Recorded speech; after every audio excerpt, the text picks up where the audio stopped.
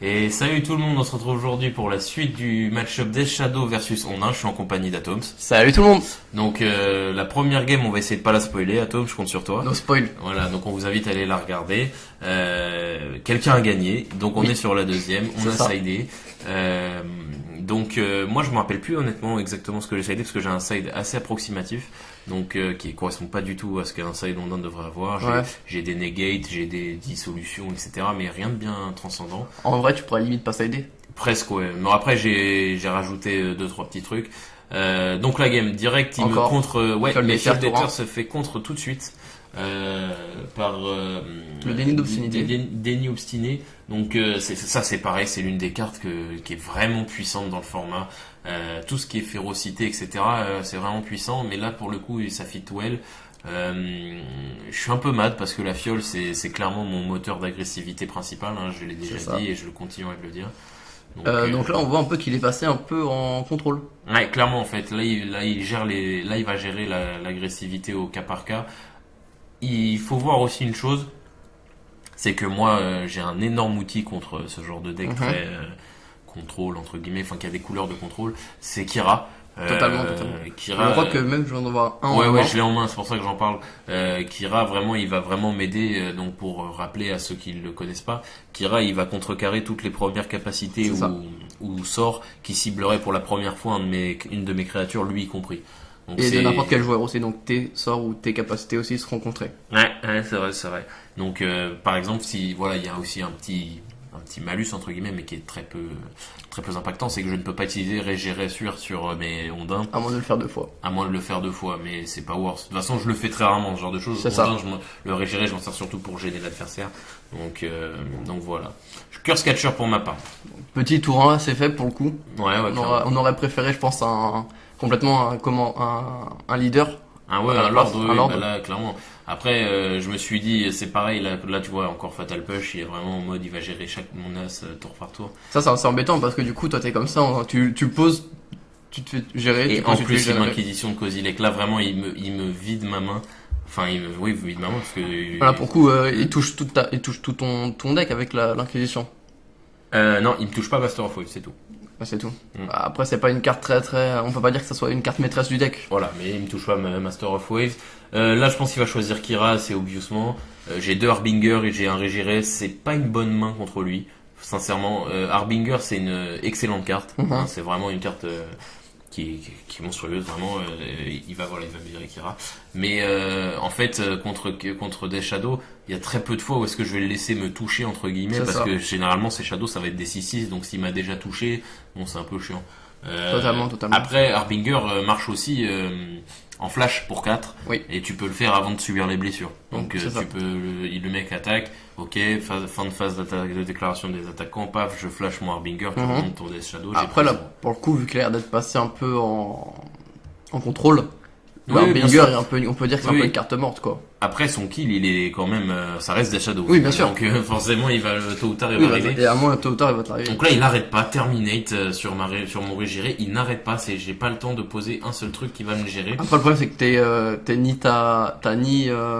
en fait, t'as juste pas ta fiole, quoi. C'est ce qui te ralentit grandement. Grave, j'ai pas ma fiole, et puis il m'a viré Kira, donc vraiment, là, voilà. Après, je sais très bien aussi une chose, c'est que le problème de jouer bleu dans le format, c'est que tu pioches très peu. C'est ça. Et je sais que là, il est en train d'utiliser toutes ses ressources. Moi, je sais que j'ai 29 ondes dans le deck, donc il peut y aller. En plus de ça, t'as l'avantage qu'il a pas touché ses terrains. Ouais, soit il veut pas en poser. Non, je pense qu'il est en mana death, sincèrement. Donc là, il me Kozilek un Harbinger.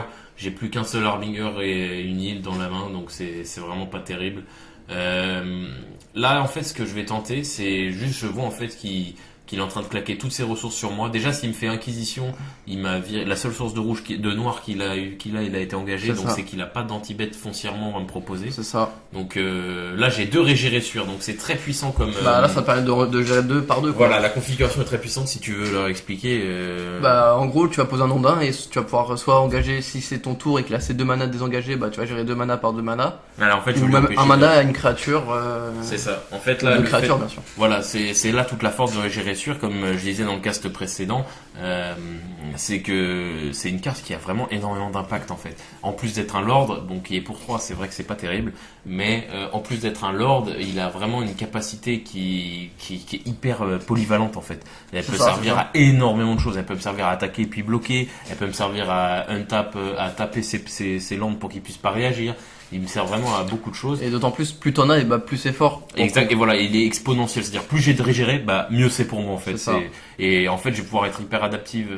C'est genre, je peux faire un lore, des tapes mêlants, des rejouer avec. Tu vois, c'est vraiment que ça. Ah, un mange lance-vif. Ouais. Donc là, c'est ce qui va lui permettre de recycler ses contrôles. Ouais, ça c'est vraiment une carte puissante. J'ai failli faire une grosse bêtise d'ailleurs dans ce match. C'est que là, dans ma main, j'ai un Harbinger. Et je me suis dit, je voulais remonter. Et je voulais remonter son truc. Après, j'ai eu un moment, je te jure, j'ai eu un moment de blocage. J'ai fait, je vais remonter sa bête. Je suis trop malin. Voilà, je suis trop malin. Je vais l'empêcher et tout. Parce que là, je lui tape en fait en jouant un Lord avec Master of Pearl Trident. Je lui engage son Snapcaster, ce qui sert pas foncièrement à grand chose. Il a déjà des îles, mais je le fais quand même. Et après, je dis, cool, il est tape. Je vais pouvoir remonter avec Harbinger. Après, je fais. Non. Non, parce que là, il va relancer encore. Il va relancer un sort de Après, gestion. d'un côté, son sort de gestion qu'il a déjà relancé avec son Snapcaster, bah, il est exilé, donc. Ouais, mais après, il a déterminé, il refera tout ce qu'il a fait. Après, il a 3 terrains, donc. Après, là, je vois clairement, pour qu'il en soit à me faire des snaps sur ses sorts, c'est qu'il a plus de ressources. Il a plus de ressources. C'est-à-dire que j'ai eu une phase très difficile en début de match où ce qui m'a vraiment contrôle. Là, je sens qu'il s'amenuise dans sa main, à mon avis, c'est du terrain, c'est de la Death Shadow ou des trucs comme ça. En plus de ça, pour le coup, toi, t'es avantagé du fait que là, tu touches pas mal de terrain et du coup, ce qui permet de jouer plus de créa partout. Enfin. Et il me refait un Snapcaster. Alors, il décide, alors là, c'est discutable. Il t'envoie la position. Ah non, il avait pas le choix, j'allais dire une bêtise. Il avait pas le choix parce qu'il avait plus qu'un seul nom. Il avait pas assez de mana. En fait, le vrai, je pense c'est que toi, tu touches ton mana et pas lui. Ah, enfin, aussi, j'ai envie de dire, parce que j'étais en Manades dans les games d'avant. Et je fais un master, donc il m'avait un Inquisition, mon dernier Harbinger qui était dans la main. Moi, je top deck comme un chef, Master of Waves. Même si c'est pas très... Ah là, quand même, je lui fais je lui ponds une 2-1 qui est boostée, hein, attention, les gens ont tendance à oublier, Master of Waves reste un ondin, malgré qu'il ne booste pas les autres, ça reste un ondin qui est boosté par les autres, c'est une puissante carte. Ça a fait une 4-3 pour le coup. Voilà, et en plus de ça, il me pose une infinité d'élémentaux, et bah là, pour le coup, il t'en pose 4. Donc là, j'avais 4 élémentaux de 1. Là, il est pas bien du tout, il le sait très bien. En fait, c'est quand j'ai posé ça que là, j'ai senti qu'il pouvait plus rien. T'as senti dans les j'ai senti dans ses yeux le désespoir et la haine profonde envers mon deck. Je me souviens même m'être excusé d'avoir joué cette carte. Et donc voilà, là, je pense que il m'a toujours pas effleuré de la game. Je pense qu'elle est plutôt perdue pour lui. Franchement, je pense que d'avoir joué le maître des vagues, c'est plus une question pour toi d'être sûr d'avoir une board présente. C'est surtout parce que franchement, c'est un peu de l'overkill. C'est pas de l'overkill. Je suis en top deck, je joue ce que je pioche et j'ai plus de main, donc je joue ce que je pioche. Là, il fallait que je joue un truc. Voilà, je joue Master of Waves et puis ça permet de lui mettre le clou sur le mental. Voilà, il avait juste ses idées pensées. Et rien de plus, donc franchement tranquille.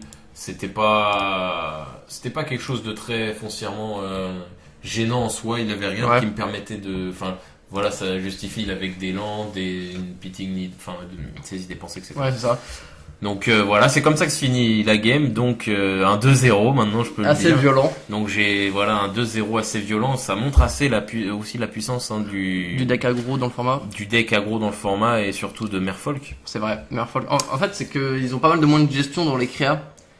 Que contrairement, on peut pas ça. Je vais pas te dire qu'on retrouve pas ça dans le deck humain, mais peut-être dans d'autres decks agressifs. Ouais. On retrouve pas cette gestion qu'il y a dans Ondin. C'est vrai que Elf par exemple, qui est un deck qu'on n'arrive pas trop à qualifier, mais qu'on va dire aggro quand même, la vérité c'est ça, n'a pas de moyens de gestion. Bon, déjà parce que Monoverne offre très peu de choses, mais au final, c'est vrai que Merfolk en fait a beaucoup de choses en main en fait. C'est ça. C'est-à-dire que moi j'ai pas encore la top list, c'est-à-dire qu'il me faut encore les Cavern of Souls, mais quand t'as les Cavern of Souls et les Vials qui te protègent des contres, t'as des Vapor Snag et des Dislock qui te protègent des bêtes. C'est ça. T'as les revendiqués par la mer qui te font des direct damage. Et en plus de ça, qui cassent des bilandes. Voilà, et qui cassent même des landes tout court. Oui, je veux dire, contre Urza, par exemple, c'est monstrueux. Hein. Tu détruis avec ça, on a un tour 2 et tu pioches une carte. Voilà, super. En plus de ça, c'est pas une carte morte vu qu'elle te fait piocher juste après. En plus, non, vraiment. Et puis, elle me donne bien sûr, le direct damage pour mes ondins. Donc non, vraiment le deck est très puissant. Les gens ont commencé à dire que Ondin était en déclin par rapport au fait à l'arrivée dans le format de Ouais, humain, bien sûr. qui beaucoup qualifient de deck Merfolk en mieux. Ouais, c'est ça. Ce avec quoi je suis semi d'accord. Je pense que c'est deux decks différents. Humain est bien plus contrôle et aggro à la fois, mais je Ouais, dirais bien sûr. beaucoup plus de tempo, mais beaucoup moins agressif qu'Ondin quand même. Il faut le souligner. C'est vrai, après ils ont quand même plus de d'après les decklists que j'ai vus, ils ont quand même beaucoup plus de créatures que le deck Ondin. Ouais, bah parce qu'il joue que ça en fait à C'est part ça. les diables. Mais après, la seule chose qui change aussi, fondamentalement, quand on compare, si on veut pousser la comparaison, c'est que bah si t'as pas ton champion of the parish Le champion de Talia. ou le champion de Talia, t'as aucune agressivité hein, dans le deck. Tu vas juste contrôle jusqu'à choper ça. Mais si t'as C'est pas vrai. T1 ton champion of the parish, bah t'es très moyen quand même C'est dans vrai. la game. Donc pour toi, tu penses que si les deux decks se rencontrent, ça serait 50-50? Je saurais pas dire parce que j'ai pas fait le match-up, mais je Mhm. dirais que c'est en aucun cas en faveur d'humain de manière obvious à 80-30, à 80-20, Ouais. pas du tout. Je suis pas Qu'en d'accord. plus de ça, il joue très peu de landes normaux. Il utilise 4 Souls Exactement, ouais, ouais. et 4 dérivés du Souls. Ouais, donc je peux lui péter énormément de choses Avec avec, les, ma mère envahissante. Non, non, clairement c'est discutable, hein, c'est pas aussi évident que les joueurs ont tendance à dire. Ouais, bien sûr. Donc Parce que c'est un deck qui arrive et voilà, qui fait c'est- pas mal de bons c'est top comme 1, tout. qui fait pas mal de top 1, donc les gens tout de c'est suite. comme voilà, c'est comme tout le c'est Death Shadow, quoi. comme Death Shadow, c'était comme plein de decks qui sont arrivés et qui ont cassé le format et donc voilà. Donc voilà, c'est sur ce 2-0 qu'on se laisse l'assemblée. C'est ça. J'ai un peu représenté la team Fagos of MTG sur ce tournoi, faut dire. la Luigi, vérité. le grand, le puissant. Et donc voilà, n'hésitez pas à nous faire part de vos retours, de nous dire ce que vous en avez pensé. Et puis voilà, et puis Atom, c'est quelque chose à rajouter? Bien sûr, vous pouvez donc toujours liker la vidéo, mettre un commentaire, Ouais. vous abonner à la chaîne YouTube et à la page Facebook Yep, et yep. à partager notre contenu à tout fan de MTG. Et voilà, et puis on se dit à la semaine prochaine l'assemblée. Salut tout le monde. Salut tout le monde!